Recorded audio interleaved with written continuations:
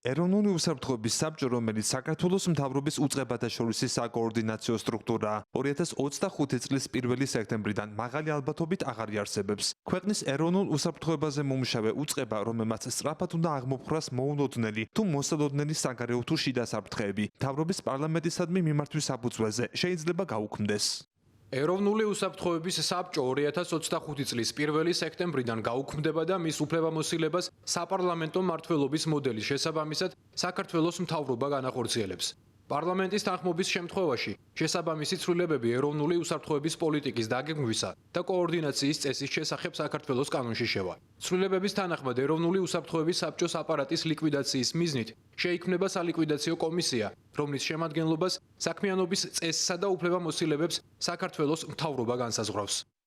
ქართული ოცნების დეპუტატები ამბობენ, რომ ეს უწყება დიდად მნიშვნელოვანი არ არის. მათი ვეთქმით არსებობენ ქვეყნები, რომელთაც ასეთი ორგანო საერთოდ არ აქვს. იმასაც ამბობენ, რომ დეტალებს ჯერ არ იცნობენ. უშიშროების საბჭო არის მთავარი იდეისა, რა ქვია, სახელმწიფოზე, ბევრი სახელმწიფოს დაგისახელებს უშიშროების საბჭო რომ არ აქვს. ამიტომ ახლა უნდა დავხუროთ ეს სახელმწიფოები. მე ისევ გეუბნებით, ნებისმიერი ორგანოს შექმნა კანონით და გაუქმება შეიძლება ის, რაც არ არის კონსტიტუციური ორგანო. კონსტიტუციურ ორგანოს ვერ შევეხებით. ინიციატორი ალბათ გაგვიმართავს თუ ასეთი წინადადება ექნება. ჩვენთვის ეს წინადადება ჯერ ცნობილი არ არის. ეს არის ძალიან ჩვეულებრივი ნორმალური პრეცედენტი, ვინაიდან უშიშროების საბჭო ესე განცალკევებულად საპარლამენტო რესპუბლიკებში როგორც წესი არ არსებობს, ეს უფრო დანერგილი პრაქტიკა არის საპრეზიდენტო რესპუბლიკებში და მახიდან გამომდინარე იქნება ეს გადაწყვეტილება მიღება. ეროვნული უსაფრთხოების საბჭო 2019 წელს შეიქმნა. მანამდე კი არსებობდა ეროვნული უშიშროების საბჭო. უსაფრთხოების საკითხებში მკვლევარი გიორგი ბილანიშვილი აცხადებს, რომ ამ გადაწყვეტილების მიზანი საფრთხეებთან გამკლავების პოლიტიკის სრულად ჩამოშლაა, რაც მრავალი გამოწვევის წინაშე მდგარ ჩვენს ქვეყანას კიდევ უფრო გაურკვეველ და დაუცველ ვითარებაში აყენებს. პრიორიტეტი არის უსაფრთხოების სფეროს მოშლა და არა უსაფრთხოების, ასე ვთქვათ, პოლიტიკის გამართვა. რასაც ხედავთ ჩვენ გვაქვს არათანმიმდევრულობასთან და უსაფრთხოების პოლიტიკის მნიშვნელობის მიზანმიმართულ უგუნურყოფასთან გვაქვს საქმე. რატო?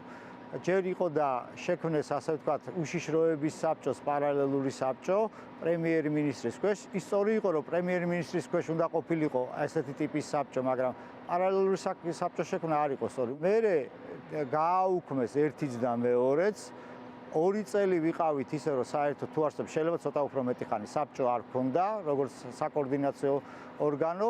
მერე მიიღეს გადაწყვეტილება ახალი საბჭოს ჩამოყალიბების შესახებ, მაგრამ შექმნეს ნაკლოვანი სტრუქტურა, რომლის პირობებშიც საბჭოს არ ყავდა დამოუკიდებელი მდივანი და მის ამ მდივნის ფუნქციას ითავსებდა საბჭოს ერთ-ერთი მუდმივი წევრი, რაც აბსოლუტურად არაეფექტიანია და ეხლა მივედით ისევე იქამდე, რომ აუქმებენ ამ ნაკლოვან სტრუქტურასაც.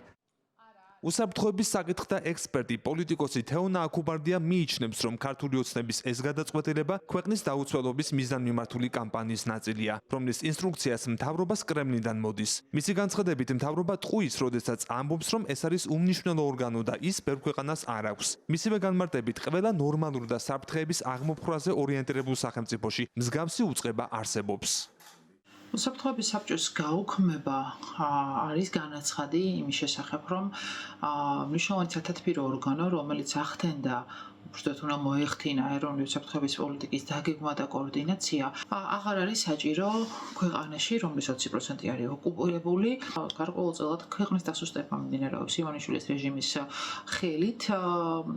კრემლის სასარგებლოდ და რასაც მოწმობს ბოლო პერიოდში დაზვერვის სამსახურის შერწყმას სუსტან და ეხლა უკვე უსაფრთხოების საბჭოც გაუქმებაც, გარდა იმისა, რომ არც ერთი სტრატეგიული დოკუმენტი ეროვნული უსაფრთხოების სფეროში არ განახლებულა, რაც ამ საბჭოს ვალდებულება იყო და რა თქმა უნდა პრემიერის და არც ერთი ნაბიჯი არ გადადგმულა ეროვნული უსაფრთხოების ინტერესების დასაცავად.